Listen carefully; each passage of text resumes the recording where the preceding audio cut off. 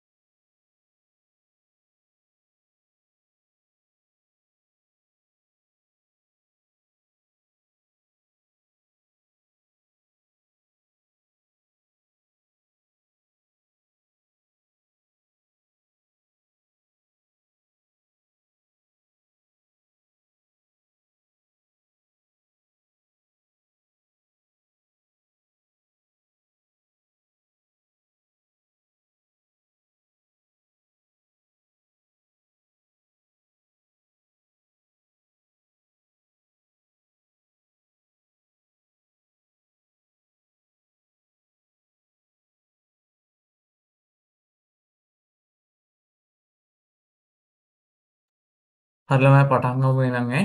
මම මේක පටන් ගන්නවා. පොඩි ඔය 2018 පේපර් එකේ පොඩි ප්‍රශ්නකුත් තියෙනවා පුතේ. ඕකේ පොඩි තියරි අවුලකුත් තියෙනවා. කමක් නැහැ. අපි කතා කරගෙන යමු. ඔයාලට ලයිස්තුවක් දීලා තියෙනවා. සාමාන්‍යයෙන් මේ වගේ පේපර් වල එනවා බොහෝ වෙලාවට. ඊට පස්සේ ප්‍රකාශ ටිකක් පල්ලෙහෙන් දීලා තියෙනවා. ඒ ප්‍රකාශ කියවලා ඊට ගැළපෙන එක යටින් ලියන්න ඕන. දැන් මේ ඔය පළවෙනි ප්‍රශ්නේ පොඩක් ඔය අතාරින්න. හරිද? ඔය අපිට හිර වෙන තැනක් පොතන තියෙනවා. හරිද? දෙවෙනි ප්‍රශ්නේ යන්න. මාර්ගගතව ලබාගත හැකි නිතර අලුත් කරන ලබන ප්‍රවෘත්ති බ්ලොග් වීඩියෝ වැනි දෑ සැපයීම. ඒ කියන්නේ මාර්ගගත කියන ඔන්ලයින් නිතර අලුත් කරන. ඒ කියන්නේ ප්‍රවෘත්ති. ප්‍රවෘත්ති දෙනවා. බ්ලොග්ස් කියන්නේ විශේෂ එක එක ක්ෂේත්‍රවල දේවල් දෙනවා. වීඩියෝ. ඒව නිතරම සපයන දේවල් වලට අන්තර්ජාලයේ තියෙන අපේ නමක් කියන මොකද්ද? එමුදේ ඔයාලට පේනවද? මෙතන හොඳ උත්තරයක් තියෙනවා මේ කන්ටෙන්ට් ප්‍රොවයිඩර් කියලා තියෙනවා. මම ඔයාලට උගන්වලා ඉන්නේ. අන්තර්ජාලය තුළ විවිධ දේවල් සපයන කට්ටිය මේ අන්තර්ගතය ලබා දෙන්න. Content provider. වීඩියෝස්, පික්චර්ස්, මොනවා හරි බ්ලොග්ස් වලින් දේවල්, නිවුස්. එහෙනම් දෙවෙනි එකට උත්තරය පුතේ කන්ටෙන්ට් ප්‍රොවයිඩර්. හරිද? හරි. තුන්වෙනි ප්‍රශ්නේ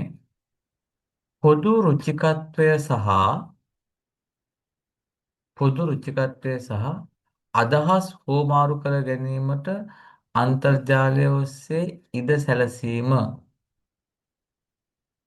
මොකක්ද ඒක උත්තරේ?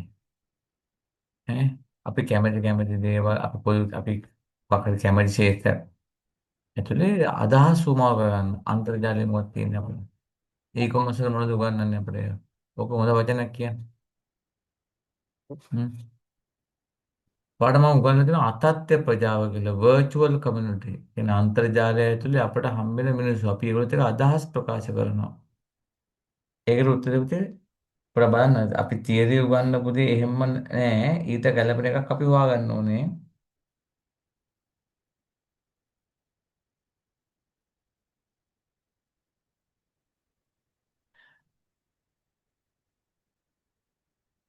හරිද? ඒතර ඒක උත්තරේ පුතේ අතත්ත්ව ප්‍රජාව කියන්නේ. අතත්ත්ව ප්‍රජාව කියන්නේ අන්තර්ජාලයේදී අපට හම්බ වෙන මිතුරියන් අපි ඒගොල්ලොත් එක්ක අදහස් ප්‍රකාශ කරන විවිධ ක්ෂේත්‍ර තියෙන එහෙම එකක්. හතර පාරිභෝගික ඇණවුම් බාරගෙන සැකසීම කියන්නේ කස්ටමර්ස්ලාගේ ඕඩර් බාරගෙන ඒවා හදනවා. ව්‍යාපාර මෙහෙයවන්නන්ගේ වෙබ් ద్వාර හරහා සිදු කරන අතර මුදල් ගෙවීමෙන් පසු භාණ්ඩ බාර දීම සිල්ලර වෙළඳුම් හා තොග වෙළඳුම් මගින් සිදු කිරීම. ඒකට හොඳම උත්තරේ මොකක්ද? හ්ම්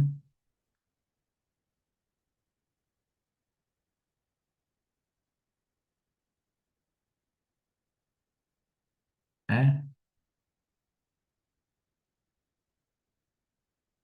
එපේ පාරිභෝගික ඇණවුම් බාරගෙන සැකසීම ව්‍යාපාර මෙහෙයවන්නන්ගේ වෙබ් ద్వාර හරහා සිදු කරන අතර මුදල් ගෙවීමෙන් පසු භාණ්ඩ බාර දීම සිල්ලර වෙළඳුන් හා තොග වෙළඳුන් මගින් සිදු කිරීම.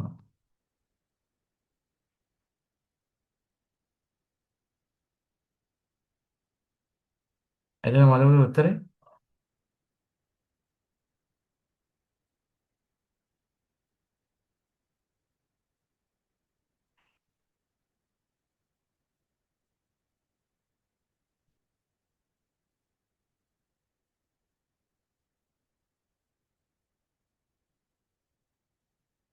ඒ ඊමාර්කට් ප්ලේස් නේද?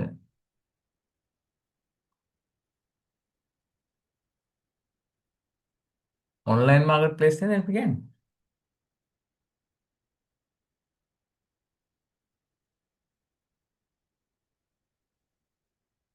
නේ ඔන්ලයින් මාකට් ප්ලේස්.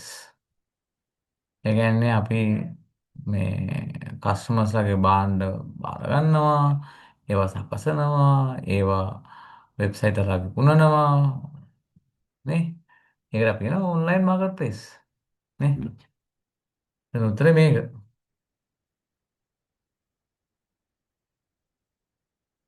මාර්ගත සාප්පුවක් මෙන්ම භෞතික සාප්පුවක් පැවැත්වෙනවා. කියන්නේ ඔන්ලයින් උත් භාණ්ඩ විකුණනවා. ඇත්තටම භෞතික සාප්පුවක් ඇතුළත් භාණ්ඩ විකුණන. කියන්නේ ඔන්ලයින් උත් කරනවා, ෆිසිකල් උත් කරනවා. එහෙනම් මොකද්ද? බ්‍රික් ඇන්ඩ් ක්ලික් ඕගනයිසේෂන් කියන්නේ. බ්‍රික් කියන්නේ ගොඩනැගිල්ලක් ඇතුලේ භාණ්ඩ විකිනීම, ක්ලික් කියන්නේ ඔන්ලයින් භාණ්ඩ විකිනීම.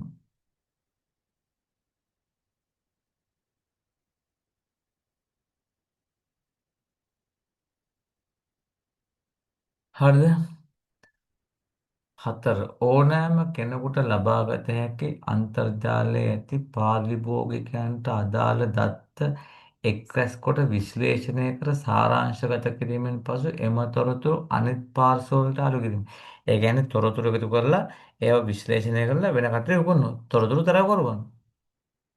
ඉන්ෆර්මේෂන් බ්‍රෝකර්ස් ඔය.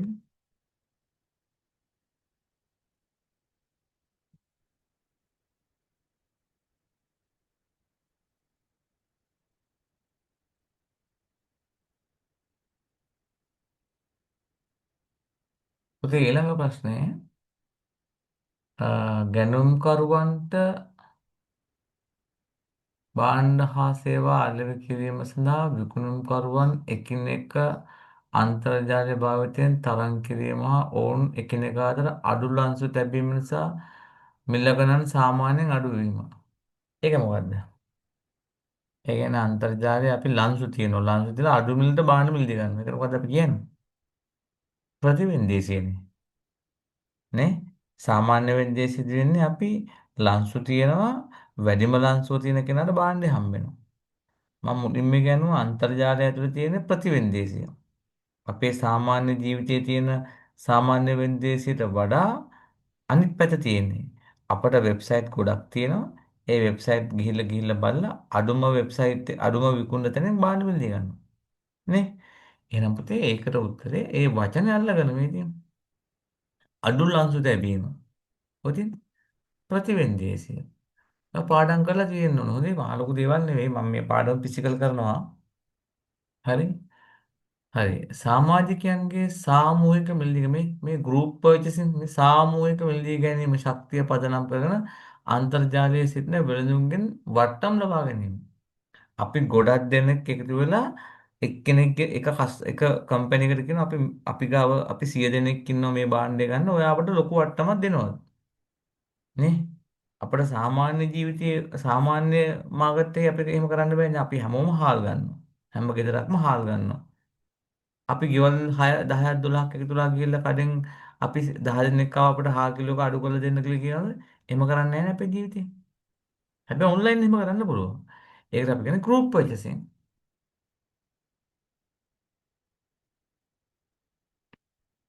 හරිද? හරි. ඔතන එකක් ඉතුරු වෙනවා පුතේ. මොකද්ද? මෙන්න මේ අතත්ත්ව වෙළඳ ප්‍රදර්ශනාගාර කියන එක. ඇත්තටම ඔයගොල්ලෝ පොඩ්ඩක් net එකේ බලන්න. දැන් මේ ChatGPT කරලා බලන්න මේ ChatGPT එකේ තියෙනවක මේ අතත්ත්ව වෙළඳ ප්‍රදර්ශනාගාරයක් කියලා කියන්නේ පුතේ මේ මොනවා හරි කම්පැනියක් එක කම්පැනියක් තමන්ගේ බිස්නස් එකේ තියෙන භාණ්ඩ විකුණන ඔන්ලයින්. දැන් උදාහරණයක් ගත්තම දම්රෝ සමාගම තමන්ගේ වෙබ්සයිට් එක ඇතුලේ තමන්ගේ භාණ්ඩ විකුණනවා. ඒ වෙබ්සයිට් එක ඇතුලේ වෙන කට්ටියක භාණ්ඩ විකුණන්නේ නැහැ. දැන් පීසා කම්පැනිය තමන්ගේ වෙබ්සයිට් එක ඇතුලේ තමන්ගේ කෑම විතරයි විකුණන්නේ. එහෙම එහෙම තමයි අපි අතත්ත්ව වෙළඳ ප්‍රදර්ශන කරලා කියන්නේ. ඉතින් මේ එකට උත්තරේ වැටෙන්නේ ඒක. නමුත් ඉතින් මේ වෙබ් අඩවියක් කරා තෙවන පාර්ශ්වයක ව්‍යාපාර වලට භාණ්ඩ හා සේවා විකිණීමට අවස්ථාව ලබා දී අලෙවියේ ප්‍රතිශතයක් ඒක තමයි ඇත්තටම ඔන්ලයින් මාකට් ප්ලේස් එකෙන් ඕනේ. හරිද? නමුත් බලන්න මාකින් එකේ ඔය දෙක වැරදි.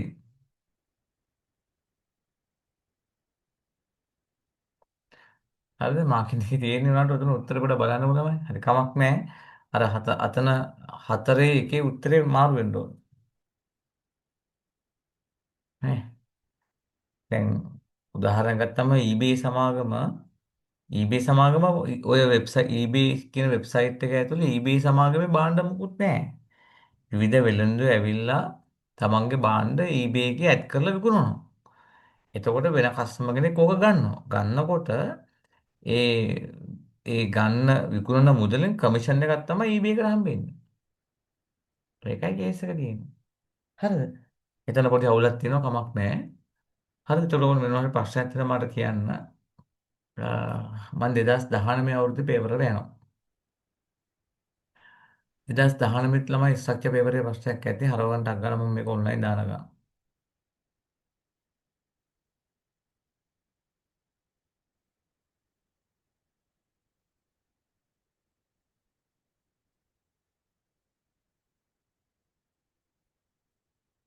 පොඩ්ඩයි ඉන්න පුතේ.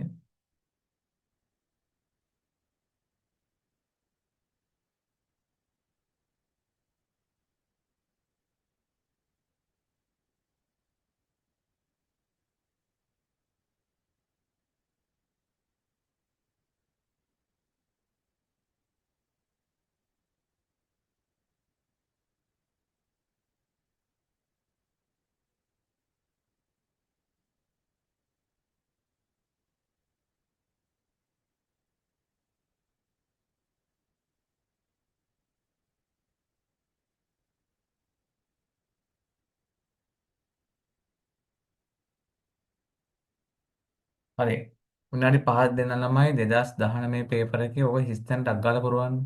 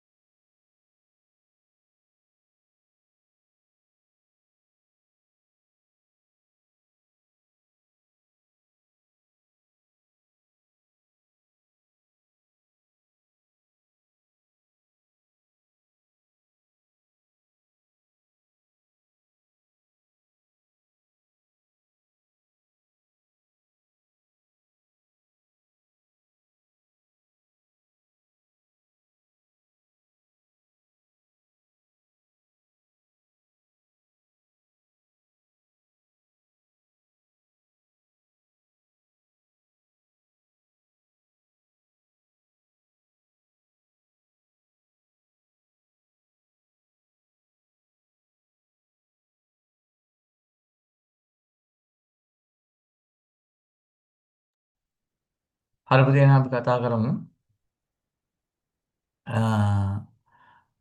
බලාගන්න අර වගේම ලයිස්තුවක් තියලා තියෙනවා. ඊට පස්සේ ප්‍රකාශ ටිකක් තියෙනවා. ඒකෙන් අපිට මේ හොයාගන්න ඕනේ හරි පුතේ. පළවෙනි එක බලමු.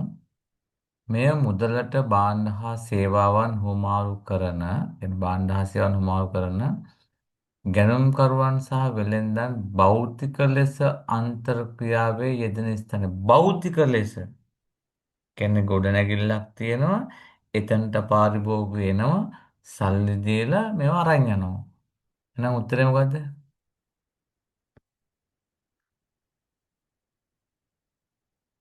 එහෙම කියන්නේ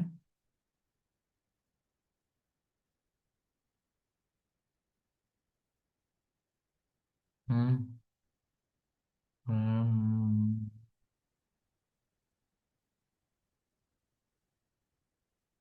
උදේ උත්තර ගන්න සාම්ප්‍රදායික වෙළඳපොළ කියලා තියෙන වෙනවද? සාම්ප්‍රදායික වෙළඳපොළනේ වෙන්නේ නේ? නේද? නේ? ඒක උත්තරේ මේ මොනවාක? හරිනේ? හරි. මම හිතන ඔයගොල්ලෝ ඒ උත්තරේ ගහන්න නැති කියලා. හරිද? හරි. හරිද? මේකට එන්නේ පළවෙනි එකට උනේ සාම්ප්‍රදායික වෙළඳපොළ. හරි. දෙවෙනි එක මෙවැනි දෑ ඊ-වාණිජ්‍ය පද්ධති ඔස්සේ විකිණීම හෝ මිලදී ගැනීම සාමාන්‍යයෙන් තහනම්ය. කියන්නේ සාමාන්‍ය ඔන්ලයින් බිස්නස් වල මේවා විකුණන්නේ නැහැ. ඔතනදී බැලුවම තියෙනවා හානි කරන පුපුරුම් ද්‍රව්‍ය. සාමාන්‍යයෙන් මේවා ළම තුවක්කු කියන ඒවා එයා විකුණන්නේ නැහැ. හරිද? මේ එහෙම දේවල් තියෙනවා ගොඩක්. සමහර දේවල් වල මේ කෙමිකල්ස් වගේ දේවල් කියන්නේ මේ පුපුරුම් ද්‍රව්‍ය නෙවෙයි සමහර කෙමිකල්ස් තියෙනවා ළමයි. ඒ කෙමිකල්ස් වගේ දේවල් විකුණන්නේ නැහැ. ඕනක ඔළුවේ තියාගන්න ඕනේ. පුපුරුම් ද්‍රව්‍ය විතර නෙවෙයි මේ ඔන්ලයින් බිස්නස් වල විකුණන්නේ නැති කෙමිකල්ස්. ඒ විකුණන්නේ සමහර ළමයි හරිද? සහ ඉක්මනින් නරක වෙන දේවල් විකුණන්නේ නැහැ. හරිද? මේ ඔය වගේ දේවල් තියෙනවා සමහරලාට ඔය බෙහෙත් වගේ දේවල් සමහරලාට විකුණන්නේ නැහැ. ඖෂධ වගේ දේවල් සමහර දේවල්. මොකද ඒවා ට්‍රාන්ස්පෝර්ටේෂන් එකේදී කැඩෙන්න බිඳෙන්න පුළුවන් සමහර උෂ්ණත්වය යටතේ තිබුණාම මෙහෙමයි සමහර ඩ්‍රග්ස් විකුණන දැන් තියෙනවා. මේ නමුත් සාම්ප්‍රදායික ලෙස ගත්තම ළමයි ඔය පුපුරන ද්‍රව්‍ය, රසායනික ද්‍රව්‍ය, ඒ වගේම සමහර ඖෂධ වර්ග කියන්නේ අපිට මේ ප්‍රිස්ක්‍රිප්ෂන් එකක් නැතුව ડોක්ටර්ගෙන් බෙහෙත් ගන්න බෑනේ. ඒ වගේ තමයි ඉතින්. හැමදේම මේ ඔන්ලයින් කරන්න බෑ අපට. යම් සීමාවක් තියෙනවා හරි. මේක ඔළුවේ තියාගන්න. තුන්වෙනි ප්‍රශ්නෙට ගියොත් පුතේ හරිද? ව්‍යාපාරික වෙබ් අඩවියකට පූර්ණ ප්‍රවේශය සඳහා පරිශීලකයන් විසින් නිතිපතා ගාස්තුවක් ගෙන ලැබේ. ඒ කියන්නේ වෙබ්සයිට් එකේ තියෙන දේවල් බලන්න අපි සල්ලි ගෙවන්න ඕනේ. හරිද? ඒකට අදාළ මේ ආදායම් ආකෘතියක් තියෙනවා. දැන් උදාහරණයක් මම ඔයාලට උගන්වලා තියෙන ආදායම් ආකෘති කීපයක්. ඒ කියන්නේ ඔන්ලයින් බිස්නස් වලදී අපට මුදල් උපය ගන්න පුළුවන් ක්‍රම තියෙනවා පුතේ. මම පළවෙනි එක කතා කරා මේ විකුණුම් ආදායම් ආකෘතිය. ඒ කියන්නේ තමන්ගේ බඩු තමන්ගේ සයිට් එක හරහා විකුණලා සල්ලි හම්බ කරනවා. ඊට පස්සේ ඔය මම කතා කරා ඇඩ්වර්ටයිසිං රෙවෙනියු මොඩල්. ඒ කියන්නේ තමන්ගේ වෙබ්සයිට් එක ඇතුලේ වෙන කට්ටියගේ ඇඩ්වර්ටයිස්මන්ට් ප්‍රචාරණය කරලා සල්ලි හම්බ කරනවා. හරිද? ඊට පස්සේ සබ්ස්ක්‍රිප්ෂන් රෙවෙනියු මොඩල්. ඒ කියන්නේ ග්‍රාහකත්ව ආදායම් ආකෘතිය. ඒ කියන්නේ පුතේ මේ මම මගේ ගාව වෙබ්සයිට් එකක් තියෙනවා. මගේ වෙබ්සයිට් එකේ තියෙන දේවල් බලන්න අනිත් කටින් සල්ලි ගන්නවා. හරිද? ඔය YouTube එකේ ප්‍රීමියම් වර්ෂන් එකක් තියෙන්නේ.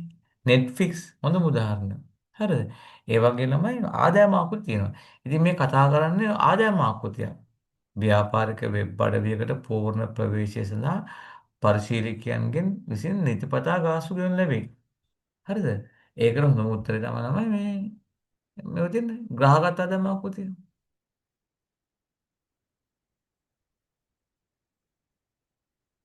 හරිද? ඔය මම නිකන් අමතර කතාවක් කියන්න. ඔය මං කාර් එක ගත්තේ ජපානයෙන්නේ. ළමයි දැන් ඔය ජපානයේ තියෙන ඔක්ෂන් කියන්නේ වෙන්දේසි තියෙනවා. ඒ වෙන්දේසි වලින් තමයි වාහන ගන්නෙ. එතකොට මේ ඒ වෙන්දේසියදී අපි බිට් කරන්න ඕනේ. මේ වාහනේ මම මේ ගානට ගන්න කැමතියි කියලා බිට් කරන්න ඕන ළමයි. එතකොට ඔය සමහර වෙබ්සයිට් තියෙනවා මේ අපට එහෙම ගිහිල්ලා මෙහි ඉඳලා බිට් කරන්න බෑ. ඒව ළමයි මේ මාසෙට හරි අවුරුද්දට හරි ගාණක් ගෙවලා මේ ඒගොල්ලෝගේ මෙම්බර් කෙනෙක් වෙන්න ඕනේ. එහෙනම් මෙම්බර් කෙනෙක් වෙච්ච කෙනෙක්ට විතරයි වාහනයක් වාහනයකට මේ බිට් කරන්න පුළුවන්. බිට් කරනවා කියන්නේ මේ ලන්සු තියන්න පුළුවන්. අපට සමහරවල් ලයිව් බලන්න පුළුවන් බිට් කරන්න බෑ. ඒ කියන්නේ වාහනේ ටයිම් එකක් තියෙනවා ටයිම් එකට ඔන් වෙනවා. ඊට පස්සේ වාහනේ පින්තූර ටික තියෙනවා. ඊට පස්සේ එක එක්කෙනා බිට් කරනවා ඩොලර් 2000යි ඩොලර් 3000යි එහෙම කියනවා. අපට බලන් ඉන්න පුළුවන්. නමුත් අපට ගාණක් දාලා බිට් කරන්න බෑ. ඒ බිට් කරන්නේ වෙබ්සයිට් එකේ ඒ කම්පැනි අපි රෙජිස්ටර් වෙන්න ඕනේ. ඒකට ගාණක් අය කරනවා ඒගොල්ලෝ. ඒක මම හිතන්නේ මාසයකට හරි නැත්නම් මාස 6කට හරි අවුරුද්දකට මෙම්බර්ෂිප් එකක් ගන්න ඕනේ. එතකොට එතනක් තියෙන්නේ එහෙම තමයි. හරිද? තේරම කියන්නේ? හරි. එතකොට එතන තුන්වෙනි එකට උත්තරේ වෙන්නේ ග්‍රාහක ආදායම ආකෘතිය කියන්නේ. 4. මෙය මාර්ගගත භාණ්ඩ හා සේවා මිලදී ගැනීම හා විකිණීම සඳහා සමාජ මාධ්‍ය භාවිතා කරන ඊ-වාණිජ්‍ය උපකුලකයකි. ඒ කියන්නේ භාණ්ඩ හා සේවා විකුණන්න මිනිස්සු සෝෂල් මීඩියා භාවිතා කරනවානේ. දැන් බලන්න ඕගොල්ලෝ Facebook එකේ යනකොට කී දෙනෙක් ඇඳුම් විකුණන දේවල් කරනවද? සමහරු සේවා විකුණන කට්ටිය අපේ කියන්නේ මම උදාහරණයක් ගත්තොත් ඔය කාර් සර්විස් කරන කම්පැනි නේ මේ මනාලියන් නන්දන ආය කට්ටිය ඇඩ් දානවා ටියුෂන් සර්ලා ඇඩ් දානවා නේ රෙදි විකුණන කට්ටිය සෙල්ලම් බඩු විකුණන කට්ටිය ප්‍රේම් විකුණන කට්ටිය මේ Facebook එකේ කොච්චර ඇඩ් දානවද ඒකට කියනවා සමාජ වාණිජ්‍ය කියලා හරිද ඔහොම එකක් තිබ්බ මෙතන බලන්න මොකද සමාජ වාණිජ්‍ය සෝෂල් කොමර්ස් කියලා කියන්නේ එහෙම එකක් හැදලා තියෙනවා දැන් මිනිස්සු. අපි අපි ළමයි ගොඩක් වෙලාවට දැන් ඊ-කොමර්ස් මේ ඒ කියන්නේ eBay හරි දරාස් හරි ගිහිල්ලා දේවල් ගන්නවට වඩා හරි අපි කැමති Facebook එකේ නිකන් එහාට යනකොට අපි දැක්කම ක්ලික් කරලා ඕඩර් කරලා ගෙන්න ගන්නවා. අපි නිතරම යන්නේ දැන්නේ නේද? ඒ වගේ තමයි. හරි. එතකොට හතරට එන්නේ සමාජ වාණිජ්‍ය. පස්වෙනි එක මෙය ඊ-වාණිජ්‍ය යෙදුම සහ පසු අන්තිම මූල්‍ය සේවා ලබා දෙන අතර තොරතුරු හුවමාරු කිරීම මගින් ආරක්ෂාකාරී ලෙස ගෙවීම් කිරීමේ ගනුදෙනුවට පහසුකම් සපයනු. ඒ කියන්නේ මේ කියන්නේ ඔයා භාණ්ඩයක් මිලදී ගන්නකොට ගෙවීමක් කරන්න එපා. හරිද? එතකොට මේ ගෙවීම කරන්න වට පහසුකම් සලසනවලු. දැන් මම වාට එහෙම දේවල් උගන්වලා තියෙනවා. කවුද අපිට ඔන්ලයින් බිස්නස් වලදී කාඩ් වලින් ගෙවන්න උදව් කරන්නේ කවුද? කවුද ඒකට මැදිහත් වෙන්නේ? ඈ ඈ PayPal කියලා මම වාට ගෙන්නවා. ඈ එහෙම එකක් තියෙනවා මේකේ.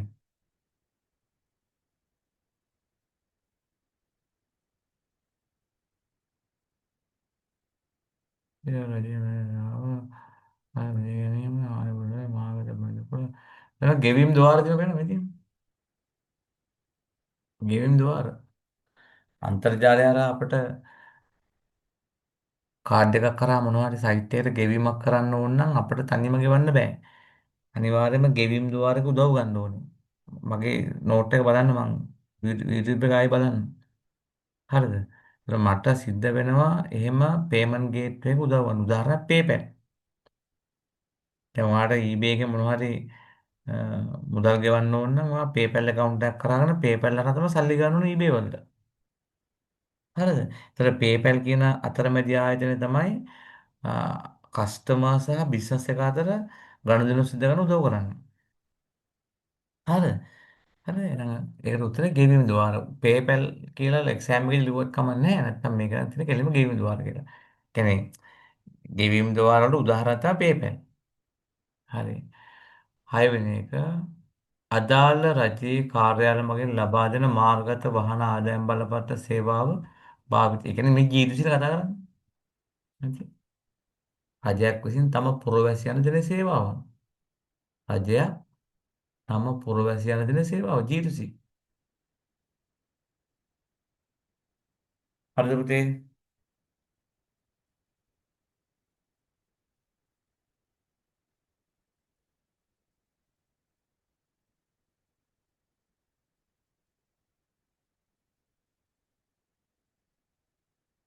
හරිද පුතේ?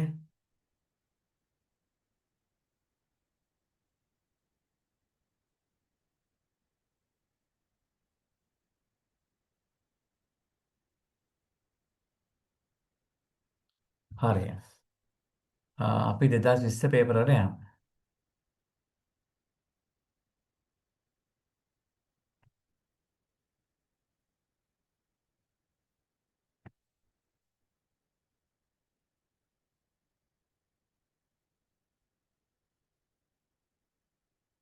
2020 පේපරේ තිබ්බද දන්නේ නැහැ ප්‍රශ්න.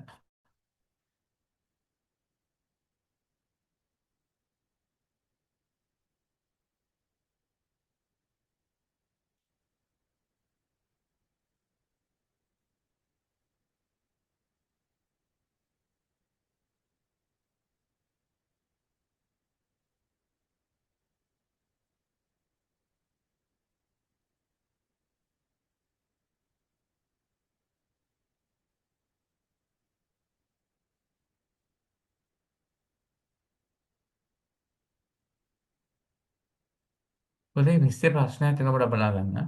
විනාඩි 5ක් හෝ 10ක් දෙන්නම්. බලන්න.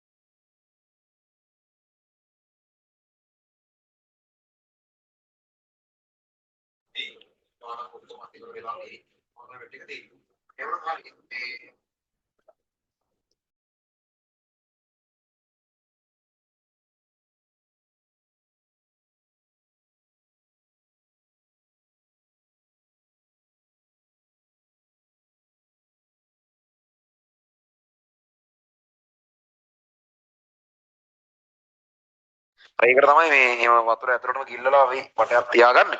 හරි කොහම හරි ඒව නම් අහන්නේ නැහැ කෙමිස්ට්‍රි පේපර් එකේ නිකන් ඇහුවේ. ෆිසික්ස් වල මොනවා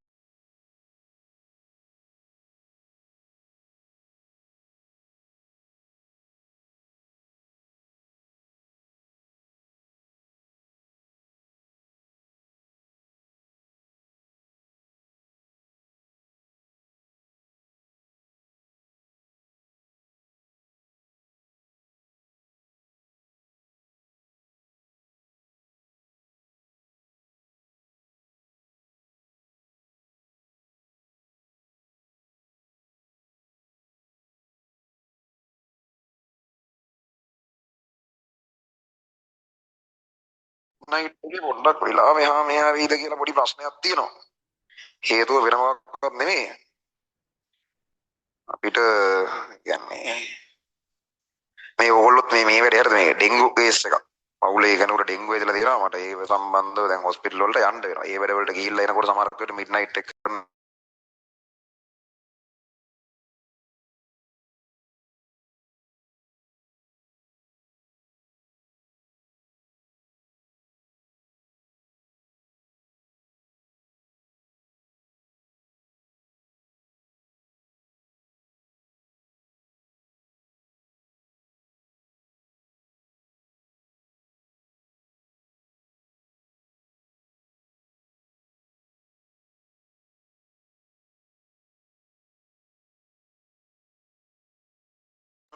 හොඳයිනේ මේ ඒ ඉන්න පොඩ්ඩක් ඒ සම්බන්ධව සැලකිල්ලෙන් කටයුතු කරන්න මම කුරුඳු ශාකයේ විවිධ කොටස් යොදා ගනිමින් කුමාලාසවනයේ මගින් ලබාගත් කුරුඳු තෙල්වල අඩංගු ප්‍රධාන සංඝටක පහත පරිදි වේ. පත්‍රවල යූජිනෝල් මම ওই වචන ටික ඔය ටික නම් මතක තියාගන්න පොඩ්ඩක් උත්සාහ කරන්න ඕන ටිකක් ඔය ටික. කොළ වලින් එන්නේ යූජිනෝල්. ඒක කුරුඳු කොළ වලින් එන්නේ යූජිනෝල්. අපි මේ කතා කරේ යූජිනෝල් ගැන වගේ තමයි මම කුරුඳු කොළ කියලානේ කිව්වේ. පොතු වලින් එනවා සිනමැල්ඩිහයිඩ් මම ඒකත් කිව්වා. මුලින් එනවා කැම්පර් කියලා එකක්. තව පැංගිරි තෙල් වල තියෙන එකක් නිකමට දාලා තියෙනවා. ඒක ජෙරනි